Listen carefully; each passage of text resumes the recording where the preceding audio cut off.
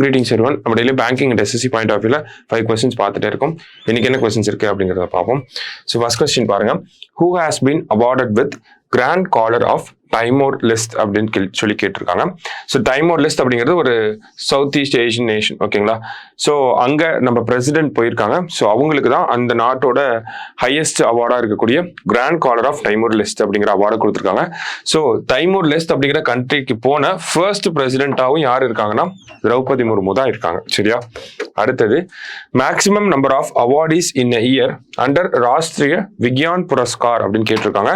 So இந்த awards பற்றி நம்ம பார்த்துருந்தோம். Rashtriya Vigyan Puraskar, national science awards அப்படின்னு சொல்றாங்க. ஸோ இந்த அவார்டு இயர்லி கொடுக்க போறாங்க அப்படிங்கிறலாம் நம்ம பார்த்துருந்தோம். இதுல மேக்சிமமா ஒரு வருஷத்துக்கு எத்தனை அவார்டிஸ் இருக்கலாம் அப்படின்னா 56 அவார்டிஸ் வந்து இருக்கலாம்.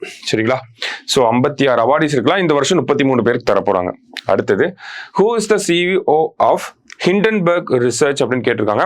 ஸோ இவங்க இந்த ஸ்டாக் மார்க்கெட் ரிலேட்டடான ரிசர்ச் பண்ணி விழக்கூடிய ஒரு அமைப்பு.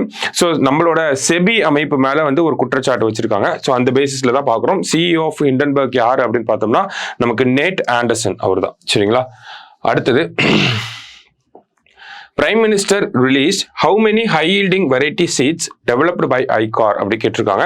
ஸோ நேற்று இந்த ஃபங்க்ஷன் நடந்திருக்கும். அதில் நிறைய ஹை-yielding variety seeds, climate resilient seeds வந்து ரிலீஸ் பண்ணியிருப்பாங்க.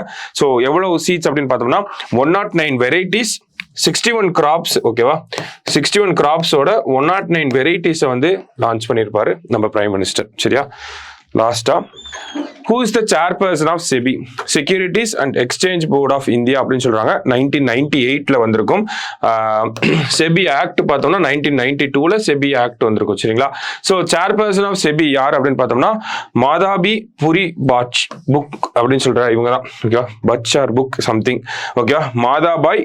மாதாபி புரி புக் அப்படின்னு சொல்றாங்க. ஸோ இவங்க தான் இந்த செபி அப்படிங்கிற அமைப்போட ஃபர்ஸ்ட் விமன் சேர்பர்சனா இருக்காங்க. ஓகேவா? மாதாபி பூரி அப்படிங்கிறவங்க. ஓகேவா? So first women chairperson of SEBI. ஓகேவா? ஸோ இன்னைக்கு ப்ரிலிம்ஸ் பாயிண்ட் ஆஃப் 5 கொஸ்டின் பார்த்துருக்கோம். நாளைக்கு 5 கொஸ்டின் லிமிட் பண்ணலாம். தேங்க்யூ.